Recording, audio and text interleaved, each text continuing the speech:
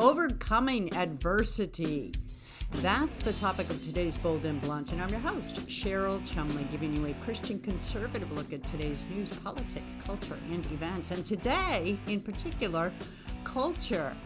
Culture. What do you know about famous authors who have overcome adversity to become best-selling authors of the world? It's a fascinating story, and perhaps nobody's story is better than J.K. Rowling's, right? The woman who created the entire Harry Potter series. And I got to tell you, my guest today has done a deep dive into J.K. Rowling and what he has discovered about her past, about her struggles, about her history, about everything that went into the creation of the 7-book Harry Potter series, plus the struggles that she herself had to overcome, plus the politics, the change in politics that led her from becoming a darling of the left to a darling of the right. So much to talk about.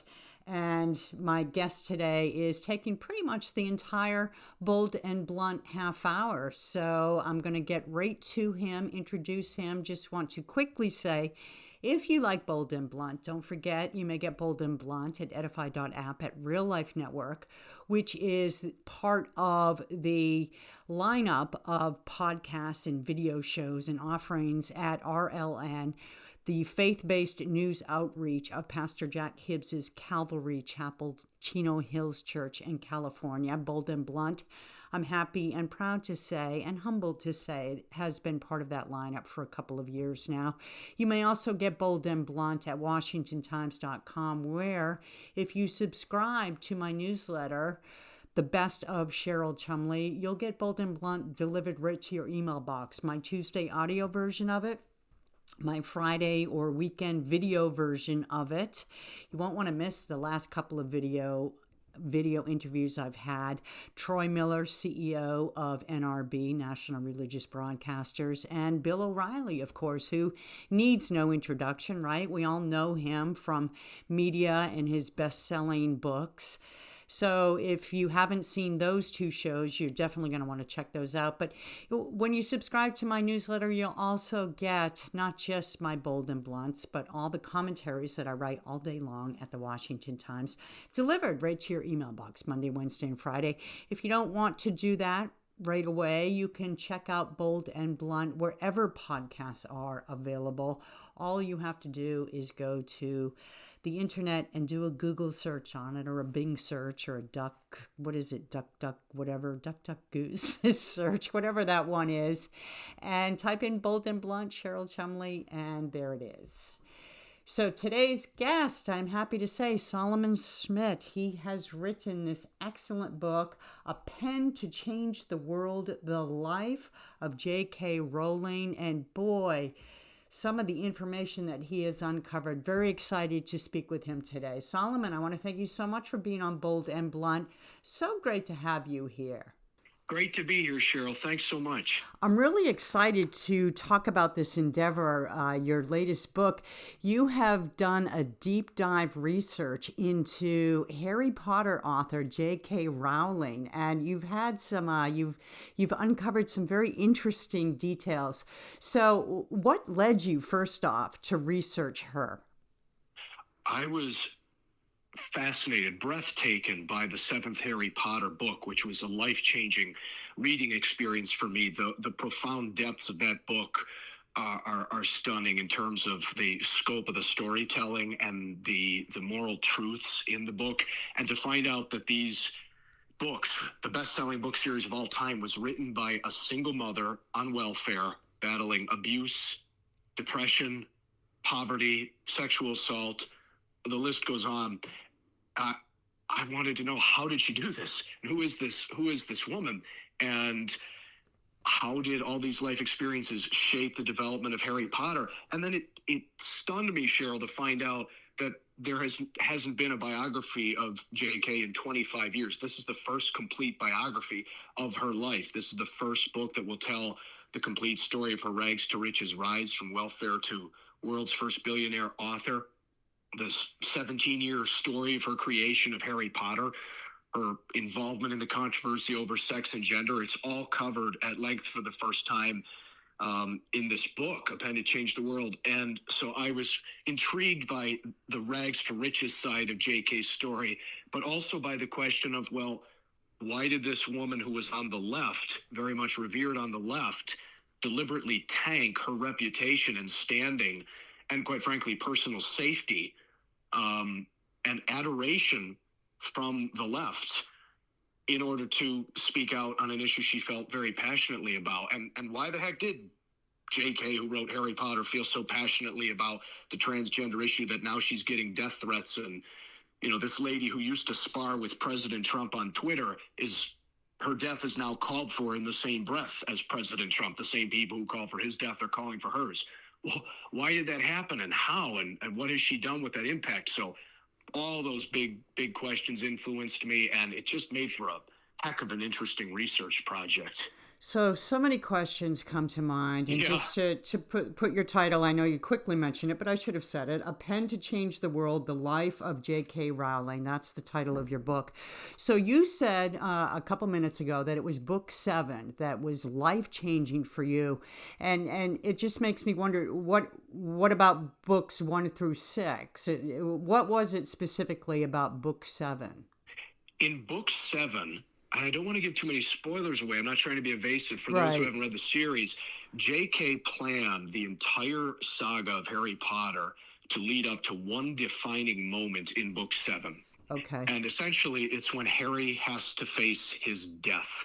And J.K. was planning this 17-year-long writing saga. She planned the entire 7-book series very early on in 1990 when she was 25 years old, and her mother tragically died after a 10-year battle with MS. And that launched J.K. into years of depression, of fleeing her grief and getting herself into an abusive marriage. I interviewed her first husband in Porto, Portugal. I tracked him down, and they infamously had a very tortured relationship in which, sadly, he physically abused her.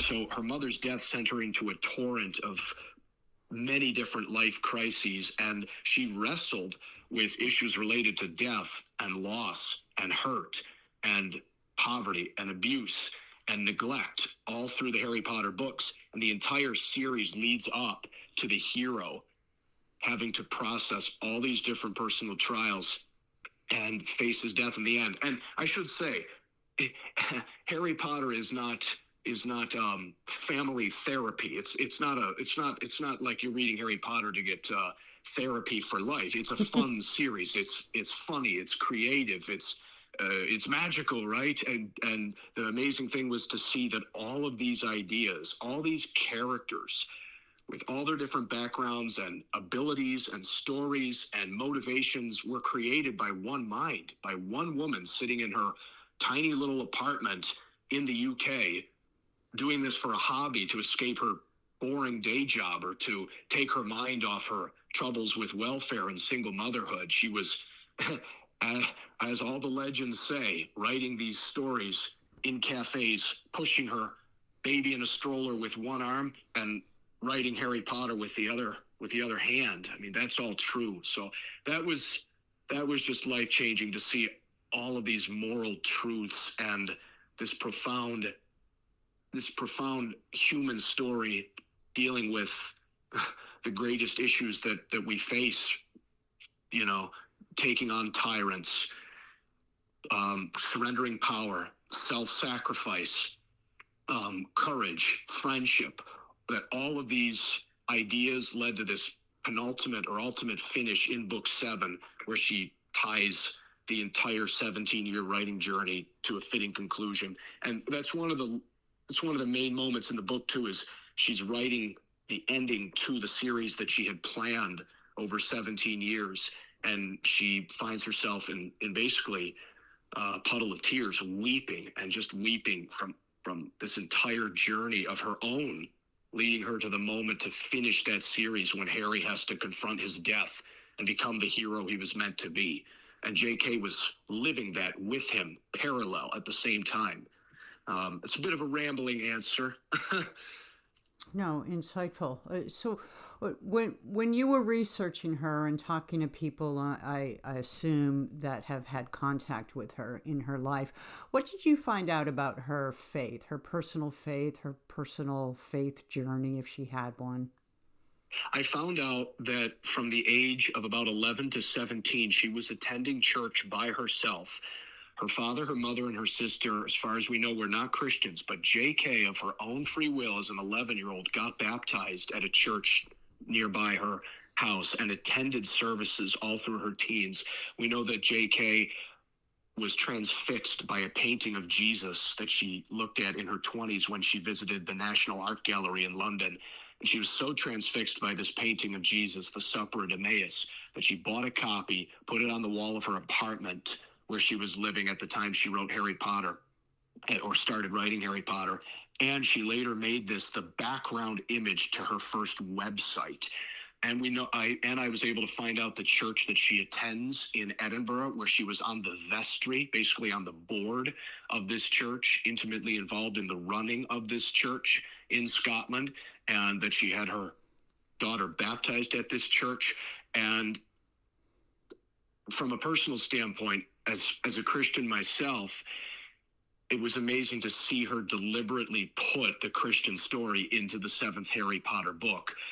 People who have read the series may notice that one of the key moments of that book happens in King's Cross Station. And one of the things J.K. said was that the name worked rather well. And why did it work rather well? Because the whole story of Harry Potter is about a hero self-sacrificing to defeat the Dark Lord and save the lives of his friends. And the ultimate conclusion to that series ends in a place called King's Cross Station. That's just one of many examples in the seventh book. There's Bible verses on Harry's parents' tombstones that J.K. puts at a key moment of the book. There, he goes to a small English church, very much like the one that J.K. attended when she was growing up, and finds the graves of his parents. I mentioned earlier that J.K. herself lost a parent, so you can see the ties there with Harry's own journey, having to come to grips with the death of his parents, and J.K. also having to come to grips with the death of her mother, Anne, who she loved tremendously. Anne was the real hero, in my opinion, of this book. The whole biography starts with J.K.'s parents meeting each other in King's Cross Station in London, where Harry Potter himself would later have his own adventures. And J.K.'s mother, Anne, was the real hero, in my view. She battled with MS for almost 15 years, and her loss sent J.K. into an emotional tailspin. But interestingly, an emotional tailspin that was the source of much of her creation of Harry Potter. From the tortured depths of her soul came Harry Potter. And from the tortured depths of J.K.'s soul came her other books, which I wrote about, including one called The Casual Vacancy, which was her first novel for adults. And it turns out, Cheryl, that there was a whole layer of autobiographical references that J.K. put into that book, which are being revealed in the first time, a little teaser for people to want to find the book. Some people are saying, this sounds super salesman-y, but some people have told me that these revelations are going to change the way people read and understand her books. Well, no doubt, if you have such, insightful information that nobody has released before. And I think J.K. moved from the world of fiction to really drawing interest in the political world with her stand on transgenderism, which I want to get to in just a minute. But I want to ask you a quick question, because you mentioned you're a Christian. I'm a Christian. The show is really intended for Christian conservatives, and there are many in our camp, though, that have condemned J.K. Rowling and her works as demonic, which, when you list all the Christian references and so forth that she incorporates, not just in her own personal life, but in her books, where does that come from, you think? It comes from what J.K. has told us is a fascination and admiration, almost, I would say, a love for Jesus. She has talked about her great admiration for him. I mentioned that she was attending a church where she was hearing Orthodox Christian doctrine about Jesus's death and resurrection all through her most formative years. She was so transfixed by a painting of Jesus that she put it on her wall in her house and made it the front of her website. Yes, but Yeah, excuse me. I don't think I asked that question clear yes, enough. Let me just cut in. There are many in the Christian community who have condemned J.K. Rowling's right, writings as demonic and refuse to yes. let their children read them or watch the movies. I don't understand where that comes from if she's so Oh, Christian. I see. Well, where it Yeah, comes from is this.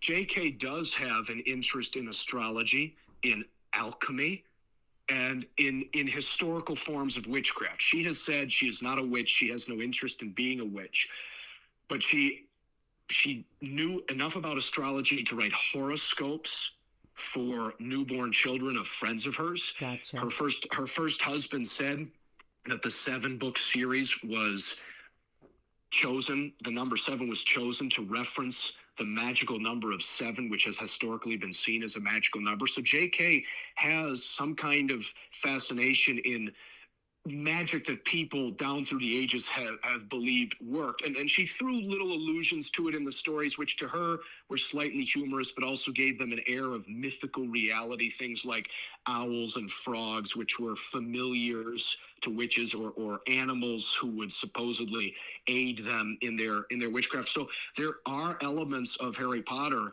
that stray into the occult, but what JK would say is, these in my mind were fictional. This wasn't me saying, here's how to join the occult. Right. These were allusions to myths, to historical forms of magic and witchcraft, which to her just added flavor to the story. Again, I would emphasize that the story of Harry Potter, as it was originally conceived in JK's mind, was about a young boy who has powers that he doesn't know he has, who has to use those to avenge the death of his parents and save the life of his friends. That is the crux of the Harry Potter saga that J.K. created. It's always been a little odd to me because if you look at the Narnia series, C.S. Lewis, that's rubber stamped by the Christian community, but there are many things in there, Sure, witches sure. and demonic beings.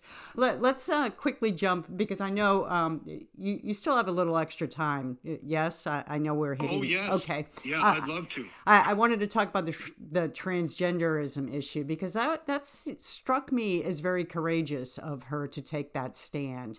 What did you learn behind the scenes, her logic, her beliefs, anything that led and fueled into her being so bold over that? Yes, one of the things that interested me was to find out that J.K. initially supported transgender rights. I found a speech she gave in 2016 in New York City in which she praised the struggle for transgender civil rights. So the question to me was, well, what happened here? Because something happened between 2016 and 2019 and 20 when she forever changed the way that she will be viewed by the left.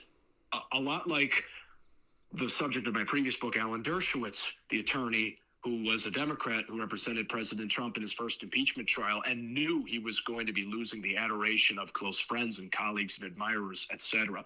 So one of the main things I learned is this is tied integrally to JK's personal story.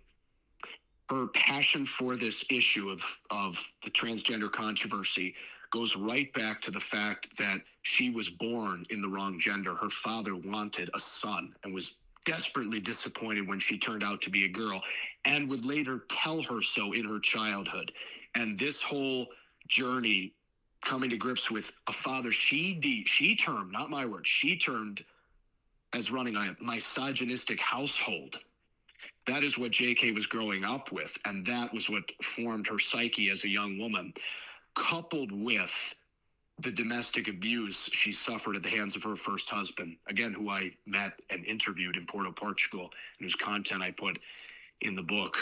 That entire story of her marriage is examined. So those two experiences are extremely important to understanding why she would be against a movement that she believes is misogynistic or directly endangering women's safety.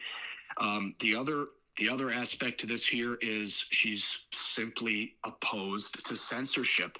When the Christians Fundamentalist Christians were burning her books in New Mexico in 2001. She spoke out harshly against it.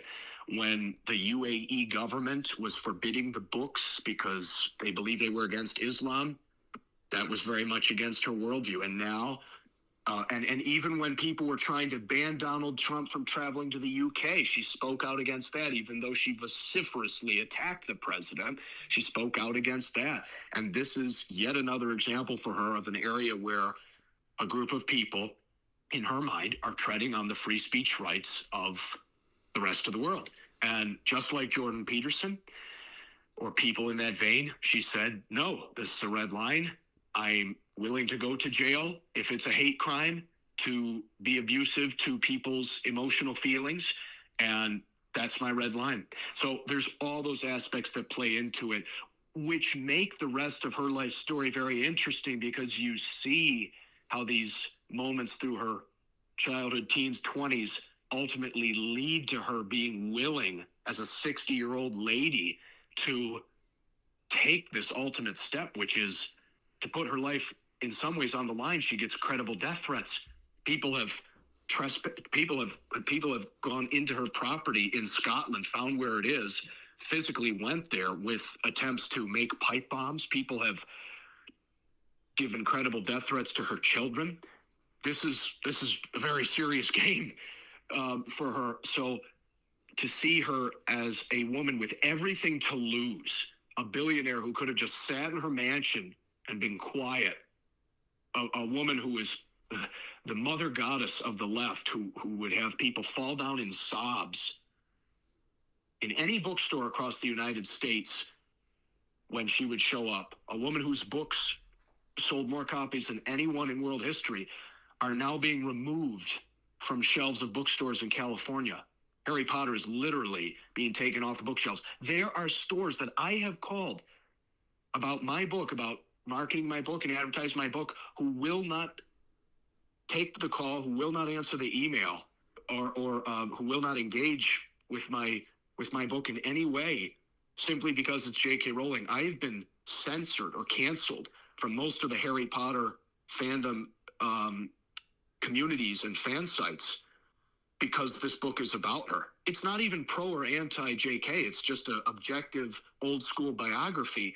I can't even get it promoted or talked about on almost any of the Harry Potter communities because they've canceled her completely. They won't even talk about her. That's how extreme it's gotten. Well, the you know, that usually backfires, right? And it ends up Sure. resulting in more sales. And so, you know, Sure. the Yeah. attempt to censor in America oftentimes leads down a path of explosive promotion from Right. the community that hates censorship. I just want to Right. finish up with this. You said, or your PR people said, that during the course of researching and writing this book, A Pen to Change the World, the life of J.K. Rowling, that her people tried to stop you and sue you. And talk a little bit about what that was all about. Yeah, so I can understand why people might find what I'm about to say distasteful, and I certainly was not trying to dig up dirt on JK. I was fascinated by the creator of Harry Potter and just wanted to learn more about how she created this book series. But one of the things I felt was incumbent upon me as a researcher and biographer, which has been done since Robert Caro was writing books about Lyndon Johnson in the 60s and going to Texas in person. When you don't have email or phone numbers, you have to try and get interviews with certain people. So when I was in the UK, I visited physical locations of people that I was hoping to interview. It was not anything illegal or aggressive. And during the course of my research in the UK, I received a fairly threatening letter from JK's legal team insinuating that repercussions were going to come my way if I didn't stop trying to interview people in the UK. And at that point, I said, all right, I respect your privacy. I had no idea that this was causing you distress. And okay, I was, quite frankly, pretty scared. I was a 21-year-old author, researcher who, again, was a fan of Harry Potter. I was actually in the UK running a tour themed around the life and works of Tolkien, who wrote Lord of the Rings, C.S. Lewis, and J.K. Rowling. And after I finished that tour, which is it's basically an 8-day itinerary where I guide guests around London, Oxford, Bournemouth, Edinburgh, and the Scottish Highlands. After I completed that tour, I stayed in the UK to conduct my research into this biography on J.K. And imagine my shock and fright when I'm in Edinburgh just conducting my research and I get this threatening letter from her legal team. I couldn't believe it. So I ceased that aspect of my research out of respect her and came home and continued on in the ways I needed to from there. I wanted this book to be authorized. I sent JK a letter through her team outlining my vision for the book, and her team told me that it was nothing personal, but that she just didn't want to authorize a book. I completely respect that. Most biographies are unauthorized, and what her team told me she understands is that there's a great deal of interest in her life. Again, I wrote this book because I went to Amazon looking for resources about her life and was just dumbfounded to see that the only full-length biography was from 25 years ago. With all due respect to the author, it's now very much out of date. And the only other resources were like AI-generated 25-page books. And I thought, this is JK. I mean, for better or worse, and whatever people's opinions are, she's impacted billions of people's lives. She's the best-selling author of our lifetime. And like, people want to know her story. How did a single mother on welfare write the best-selling book series of all time? Why did J.K. become a hero of the left? Who the same people who wanted Charlie Kirk dead now want her dead? Like, how did that happen? And how did Harry Potter even get created? So I was interested to know the answers to those questions. And without trying to sound overly pretentious, I was just so exhilarated to research and dive into the answers and then be able to provide it in a book which I myself would buy if it were on the shelf. I hope that doesn't sound too cocky. I don't mean it that way. But one of the things Tolkien and Lewis said was they would just write the books that they themselves wanted to read. And if I found a book on JK's life that was 500 pages with 150 full color photographs, many never before seen, 5 maps specially created for the book, a family tree of JK, just a book lover's delight, I would snatch it up right away. So I was just happy to be able to put this book together. It was a real privilege and such an intriguing life. One of the great Cinderella stories of our lifetime, and unfortunately for her, one of the great cancel culture stories of our lifetime too. And who could have seen that one coming, right? This was the lady who made Dumbledore gay. This was an icon of the left, and there was a lot of hatred for her in some fan circles. Kind of were upset that, oh, well, if you made Dumbledore gay, why didn't you actually tell us that in the Harry Potter books? She got blowback like that, but nevertheless, this was someone who LGBTQ plus groups were for many years honoring and celebrating and loving. Adoring is not too strong a word. Mm-hmm. Mm-hmm.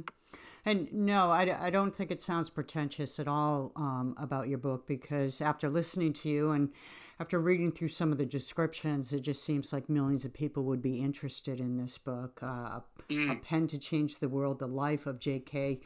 Is it Rowling or Rowling? Because I've heard it both ways. Yeah. So I didn't at all mean to correct you by saying that. So no, I picked up. That's fine. Yeah. One of the things I learned, because I still trip over it. I in the same interview sometimes I'll say Rowling or then Rowling. One of the things I learned that's helpful. This was a little catchphrase that people used back in the day when she was starting to become super rich. Just getting loads and loads of money. One of the ways to remember it is J.K. Rowling in it. Rolling. Got it. Yeah, rolling in it. That was those were literally the headlines in Forbes magazine. Her face would be on the magazine next to Donald Trump, and J.K. Rowling in it. And that's one easy way to remember.